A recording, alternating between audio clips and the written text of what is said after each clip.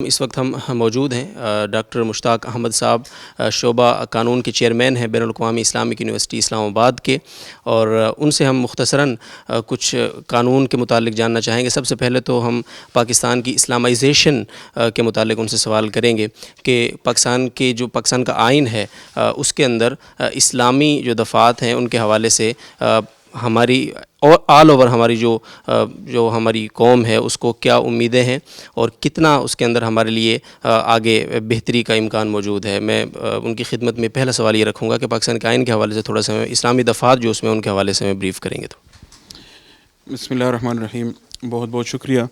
اور یہاں جامعۃ الرشید میں آ کر جو ہمیں موقع دیا گیا ہے میں تو اسے اپنے لیے باعث سعادت سمجھتا ہوں۔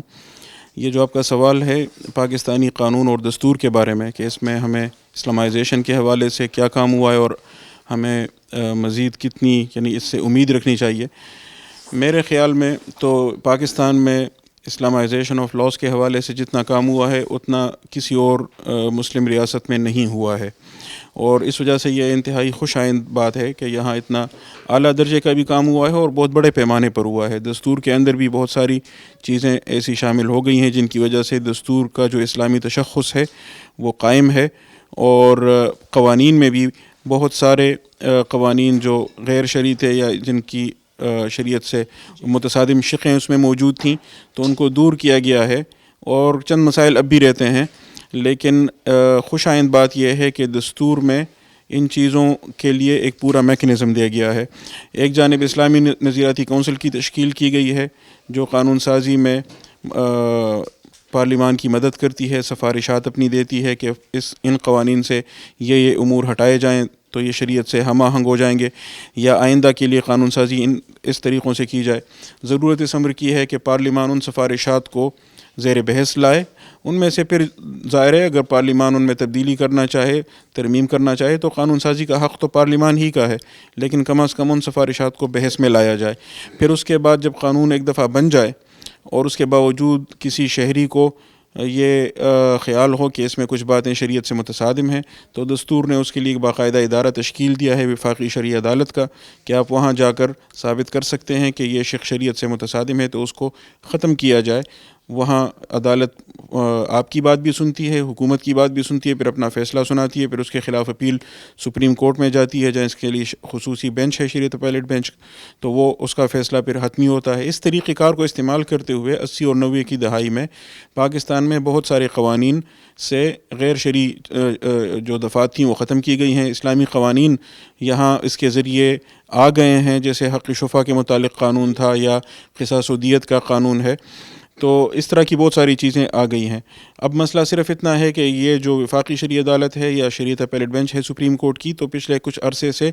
وہ اتنی فعال نہیں رہی ہیں، تو ان کو فعال کرنے کی ضرورت ہے، اور بنیادی ذمہ داری دینی طبقے پہ ہے کہ وہ ان فورمز کو یوز کرے، استعمال کرے، اور یہ وہ طریقے ہیں جن میں ہم قانون اور دستور کی حدود کے اندر رہتے ہوئے شریعت کی بالادستی یقینی بنانے کے لیے کام کر سکتے ہیں۔ ہاں، بہت بہت شکریہ جی۔ اور ڈاکٹر صاحب ایک سوال اور اس حوالے سے کہ اسلامی دفعات یقیناً ہے، اس میں پھر سب سے ایک جو اس وقت ایشو ہے کرنٹلی بالکل، اور اس پہ پہلے ابھی کچھ عرصہ پہلے کافی ساری چیزیں اس پہ ہوئیں بھی، توہین رسالت کا ایک قانون ہے ہمارے آئین کے اندر، ظاہر ہے وہ موجود ہے، اور اس کو کوئی چھیڑ چھاڑ بھی اس کے لیے ہمارے لیے ممکن نہیں، ہمارے ایمان کا تقاضا ظاہر ہم کر بھی نہیں سکتے،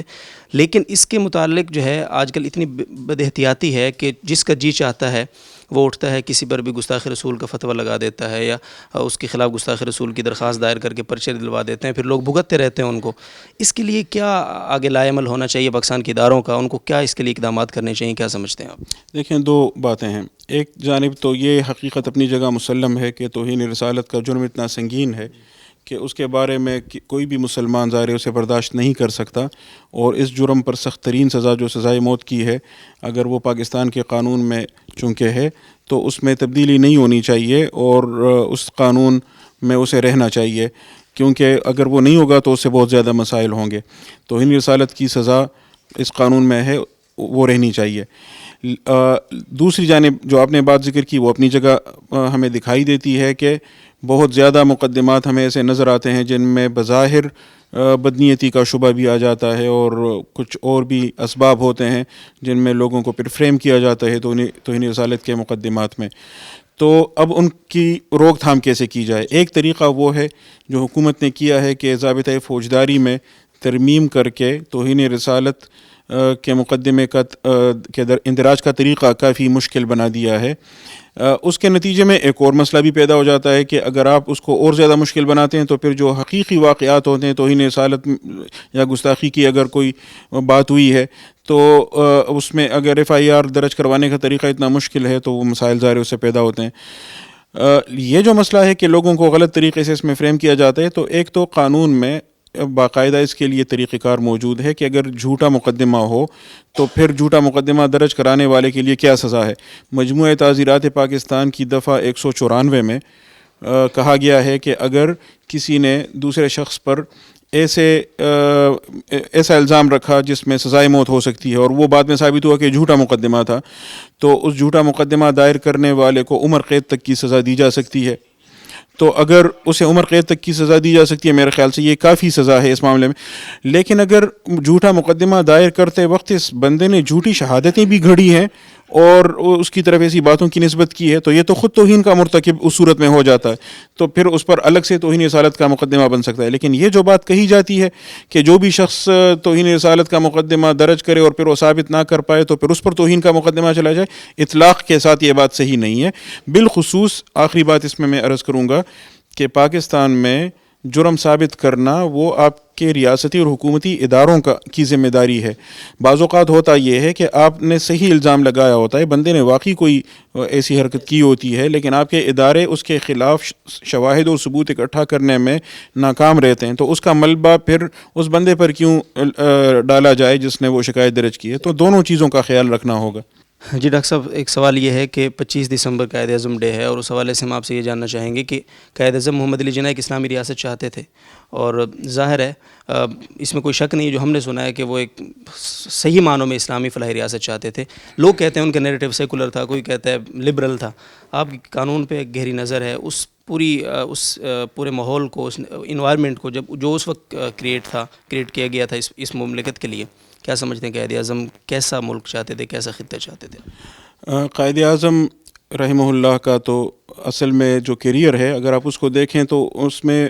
ان کی فکر میں بھی، ان کی سوچ میں بھی ایک ارتقاء کا عنصر تو نظر آتا ہے کہ شروع میں وہ کیا تھے، پھر آخر میں کہاں تک پہنچے۔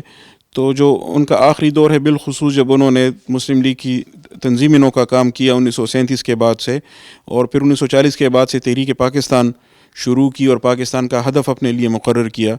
تو اس دور میں تو وہ بالکل آپ یوں کہیں کہ اس معاملے میں مطمئن تھے کہ یہ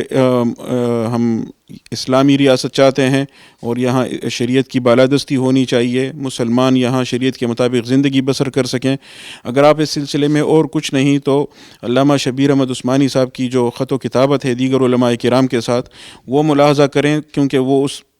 ساری تحریک میں اس کے روح رواں تھے، اور اس وقت جو اعتراضات ہو رہے تھے وہ براہ راست ان کا جواب دے رہے تھے۔ وہ دیکھیں کہ وہ قائد اعظم کے کردار کے بارے میں، ان کی دیانت کے بارے میں کس طرح کا موقف رکھتے ہیں، اور وہ کیوں یہ یقین رکھتے تھے کہ قائد اعظم کی لیڈرشپ میں ہمیں جانا چاہیے اور پاکستان بنانا چاہیے، اور یہاں اسلامی شریعت کے لیے ہم کس طرح کام کر سکیں گے۔ قائد اعظم کے بارے میں ان کے بدترین دشمن بھی یہ بات مانتے ہیں کہ وہ آنیسٹ تھے اور ان کی انٹیگریٹی ہر شک و شبے سے بالا تر تھی۔ یہ ہو نہیں سکتا تھا کہ وہ بظاہر کچھ ہوں اور اندر کچھ اور چاہتے ہوں۔ اس وجہ سے جو لوگ ان کی باتوں میں سے ایک آدھ بات بیچ میں سے اٹھا کے سیاق و سباق سے بھی ہٹا کے لے آتے ہیں، کہتے ہیں وہ تو سیکولر نظام چاہتے تھے، تو بھائی اس سے پہلے بھی انہوں نے کچھ کہا ہے، اس کے بعد بھی کچھ کہا ہے، تو اس کی روشنی میں اگر ایک آدھ بات آپ کو نظر بھی آتی ہے تو اس کا مفہوم متعین کرنا چاہیے کہ وہ کیا چاہتے تھے۔ بالکل آخری دور میں جولائی 1948 میں انہوں نے اسٹیٹ بینک کا افتتاح کیا،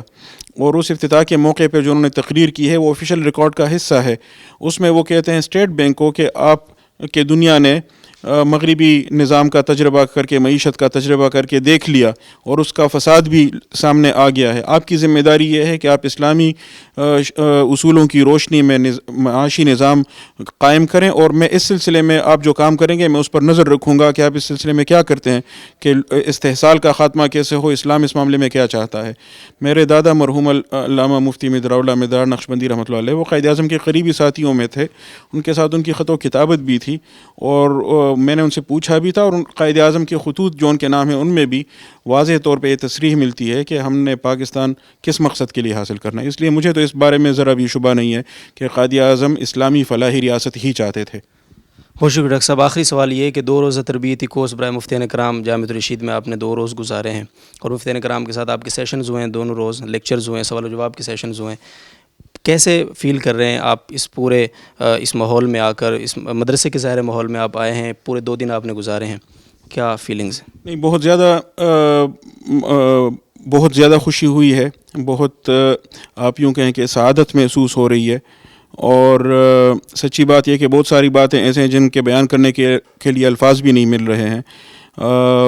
بہت بڑی بات یہ ہے کہ یہاں بہت ہی وسعت قلبی کے ساتھ ہمیں ہماری مہمان نوازی بھی کی گئی، ہمیں سنا بھی گیا، ہمیں بولنے کا موقع بھی دیا گیا. جہاں ہم نے اختلاف بھی رکھا وہ اختلافی بات بھی سنی گئی، اور بہت ہی مناسب انداز میں یہ سارا مکالمہ ہوا، مباحثہ ہوا. اور اس میں ہمیں خود ذاتی طور پہ میں یہ سمجھتا ہوں کہ مجھے بھی بہت کچھ سیکھنے کا موقع ملا ہے، اور بعض امور میں تو مجھے اپنی تصحیح کا بھی الحمدللہ موقع ملا ہے. تو مجھے تو یہاں آ کے بہت زیادہ خوشی ہوئی ہے. بہت اعلیٰ پیمانے پر یہاں اسلامی شریعت کے لیے، اسلامی علوم کے لیے کام ہو رہا ہے، اور جدید دور کے جتنے بھی مسائل ہیں اور چیلنجز ہیں، مجھے پکا یقین ہے کہ یہ ادارہ ان چیلنجز سے نبرد آزما ہونے کی صلاحیت رکھتا ہے. اور ہم انشاءاللہ اپنی جانب سے جو تعاون کر سکتے ہیں وہ جاری رکھیں گے، اور یہاں سے انشاءاللہ آئندہ بھی استفادہ کرنے کی کوشش کریں گے. اور بہت زیادہ یہاں سے ہم کچھ سیکھ کر جا رہے ہیں واپس.